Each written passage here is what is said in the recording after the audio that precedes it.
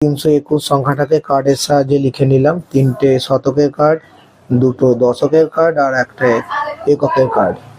এর নিচে এবার আমরা 104 যে সংখ্যাটা সেটা কার্ডের সাহায্যে লিখব। দেখো 104 সংখ্যাটাকে কার্ডের সাহায্যে লিখলে একটা শতকের কার্ড লিখলাম এবং 4টে এককের কার্ড।